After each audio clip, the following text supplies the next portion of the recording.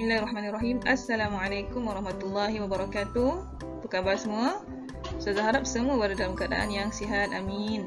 Okey, insya-Allah pada kali ini kita akan ulang kaji tajuk sifat wajib, mustahil dan harus bagi Rasul. Sifat wajib, mustahil dan harus bagi Rasul. Okey, ini adalah tajuk dalam silibus tahun 5 kan? Di bahagian akhir tu kan? Kita ulang semula supaya ingat dan hafal. Okey? Insya-Allah. Okey, yang pertama sekali kita nak tahu adalah sifat wajib bagi Rasul. Sifat wajib. Okey? Apa maksud sifat wajib bagi Rasul? Wajib ni maksud dia sifat-sifat sempurna dan baik yang wajib ada pada diri para Rasul. Okey? Sifat-sifat yang baik, yang sempurna, yang mesti ada pada Rasul. Okey? Dan kita sebagai umat Islam wajib, wajib percaya dan beriman kepada sifat wajib bagi Rasul ni. Okey? Ada 4 sifat wajib bagi Rasul yang kita pun dah belajar, kita pun dah tahu, kita pun pernah dengar kan. Okey, ada 4 sifat wajib yang kita perlu ingat dan tahu. Okey? Apa dia 4 sifat wajib itu? Okey. Kita sambung ya. Okey. Ini adalah 4 sifat wajib bagi Rasul. Okey? 4. Siddiq, amanah, tabligh, fatanah, benar, amanah, menyampaikan, bijaksana. Ada 4 ya. Inilah dia 4-nya. Okey. Lagu Omah Hana pun ada ni. Saya dah lupa pula lagu Omah Hana. Okey. Yang pertama adalah sidqun, iaitu benar.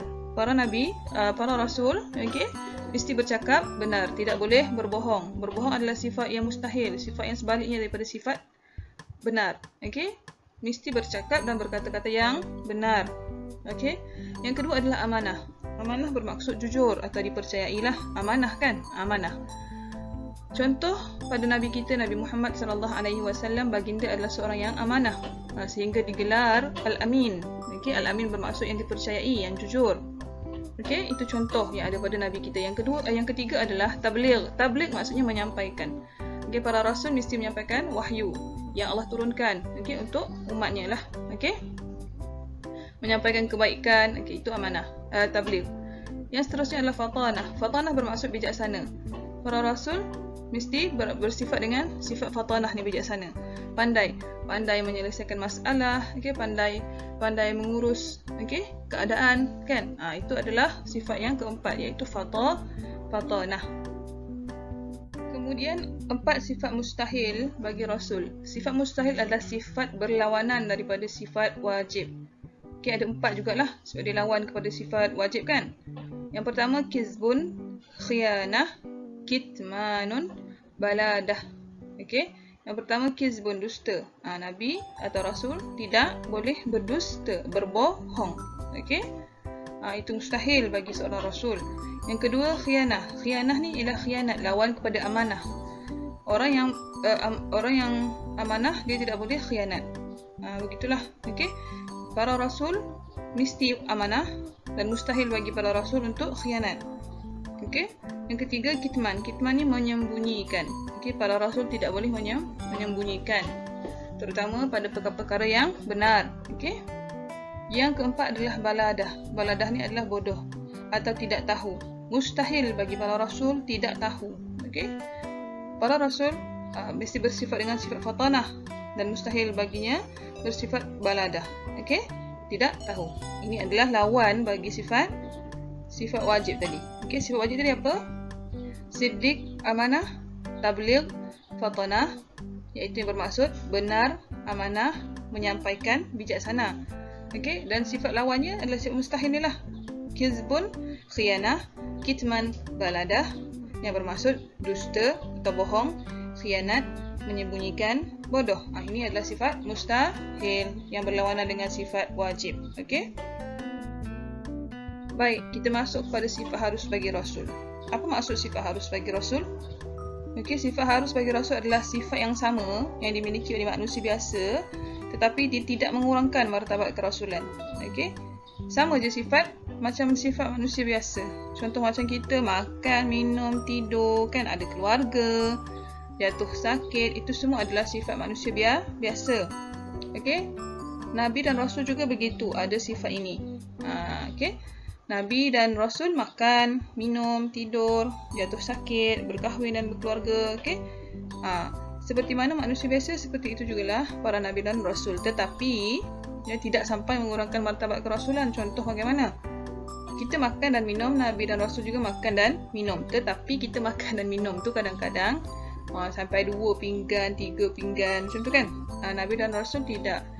Okey, seperti Nabi Muhammad ada kata, bersabda, kita makan tu kita berhenti sebelum kenyang. Maksudnya tidak berlebihan. Okey, begitulah. Macam tidur kan, kita tidur sampai 12 jam satu hari. Para Rasul dan Nabi tidak begitu. Macam itulah maksud dia. Okey, tidak menggunakan martabat kerasulan. Okey, ini adalah sifat harus. Kalau dikata bagi contoh kat bawah tu, contoh dia makan dan minum, tidur dan jaga, sakit, berkahwin dan berkeluarga. Ini contoh boleh bagi kalau soalan keluar. Okey, kita masuk kepada hikmah. Hikmah Allah mengutuskan para rasul. Apa dia hikmahnya? Okey, yang kat sini Ustazah boleh bagi 3 hikmah. Okey, boleh ingatlah. Yang pertama, memandu manusia ke jalan yang benar. Okey, itu tugas para nabi dan rasul. Okey. Kemudian melahirkan insan bertakwa. Allah utuskan para nabi dan rasul untuk bawa manusia ke jalan yang betul, membawa manusia ke jalan yang Allah redai, yang Allah suka. Itulah dia antara hikmah dia kan. Yang ketiga, menyampaikan berita tentang hari kiamat dan balasan syurga dan neraka.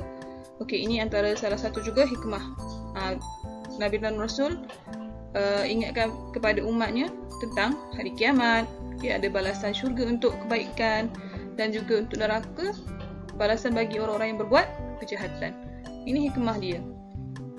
Supaya kita beringat, supaya kita kenal Allah, supaya kita tidak berbuat benda-benda yang Allah tak suka. Itu adalah antara hikmah Allah utuskan para rasul.